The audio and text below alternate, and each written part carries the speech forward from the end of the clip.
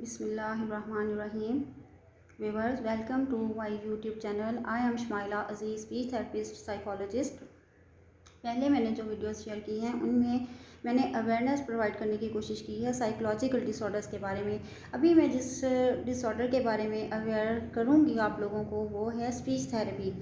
Speech therapy disorders क्या होते हैं, इनका ट्रीटमेंट क्या है। इनको पेरेंट्स को, मोस्टली जो छोटे बच्चे होते हैं डिलेड स्पीच के साथ आते हैं, पेरेंट्स को नहीं आइडिया होता कि हमने इनको कहाँ लेके जाना है, इनका क्या ट्रीटमेंट कराना है, मतलब इनकी थेरेपी कैसे लेनी है। बस उन्हें यही होता है कि हम आए हैं, हमें मेडिसिन दे दें, हमें गोली दे दें, हमें कोई टैबलेट, कोई सिरप दे दें जिससे हमारा बच्चा फटाफट बोलने लग जाए। ऐसा नहीं होता।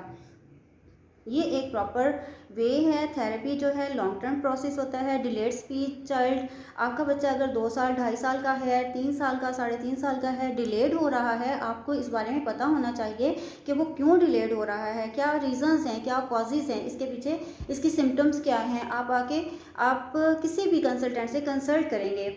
अभी डॉक्टर्स मतलब प्रॉब्लम क्या होती है, पेशेंट कहाँ जा रहा होता है, उसे आइडिया नहीं होता हमने चेक किसे कराना है।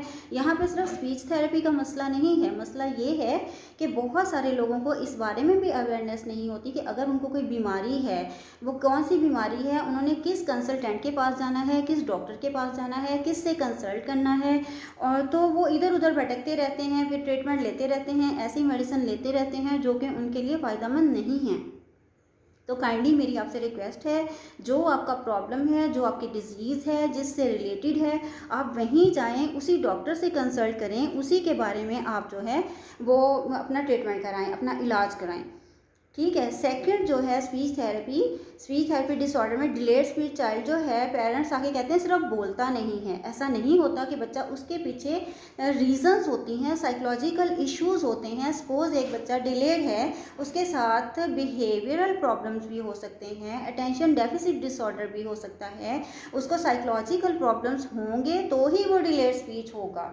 अदरवाइज ऐसा नहीं होता कि आपका बच्चा डायरेक्ट डिलेड भी होते हैं, लेकिन मोस्टली जो है वो साइकोलॉजिकल प्रॉब्लम्स की वजह से ही डिलेड होते हैं। पेरेंट्स आके कहते हैं नहीं बिल्कुल ठीक है, कोई इशू नहीं है, हमारा बच्चा सिर्फ बोलता नहीं है। ऑटिज्म स्पेक्ट्रम डिसऑर्डर है, ये भी साइकोलॉजिकल प्रॉब्लम, साइकोलॉजिकल डिसऑर्डर है।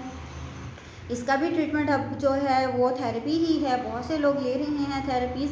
तो काइंडली आपसे मेरी रिक्वेस्ट है कि आपका जो प्रॉब्लम है आप उसी डॉक्टर से कंसल्ट करें, उसी के पास जाएं अपने मसले के लिए। तो ये मेरा आज का टॉपिक था और बताने का पर्पज़ यही था कि स्पीच थेरेपी जो है ये सिर्फ बच्चों के लिए नहीं है, बड़ों के लिए भी है। इसके बहुत सारे डिसऑर्डर्स हैं।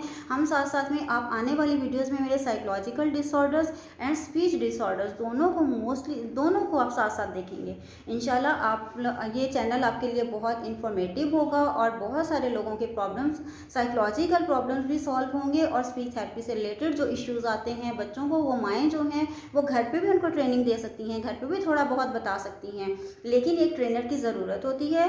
जैसे आप स्कूल में किसी का एडमिशन कराते हैं, इसी तरह स्पीच थेरेपी के लिए 3 मंथ्स का कोर्स होता है जिसमें बच्चे को डेली बेसिस पे या सेशन उसके कराए जाते हैं, फिर ही जाके वो रिकवर करने लगता है। Thank you so much.